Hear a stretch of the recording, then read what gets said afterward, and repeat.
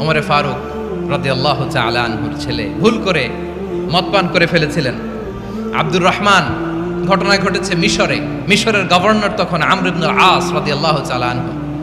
আব্দুর রহমানের ভাই যে গভর্নরকে বলল, গভর্নর যদি একটু দয়া করেন, খলিফার ছেলে আমার ভাই আব্দুর রহমান মদ্যপ অবস্থায় ধরা পড়েছে, জনসম্মুখে যদি আপনি বেত্রাঘাত করেন আমাদের প্রেস্টিজ থাকে না, যদি আশীর্বাদ আপনি মারেন আমার কোনো কথা নাই, কিন্তু ঘরের ভেতরে মারেন।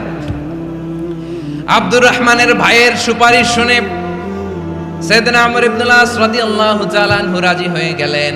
ঘরের ভেতরে লোকচক্ষুর আড়ালে আশীর্বাদ তিনি মানলেন।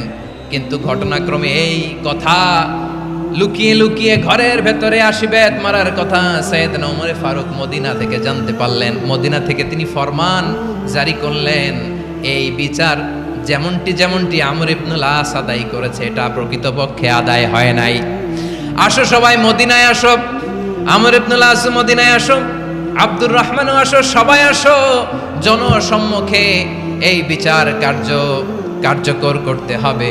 সাইয়েদনা ওমর ফারুক মসজিদে নববীর পিলারের মধ্যে নিজের ছেলেকে বাঁধলেন, আবার জনসম্মুখে 80টা বেত তার গায়ের মধ্যে মারলেন। পশ্চিমারা তোমরা জাস্টিস আমাদেরকে শেখাও, ইনসাফ কারে বলে সুশাসন আমাদেরকে তোমরা শেখাও।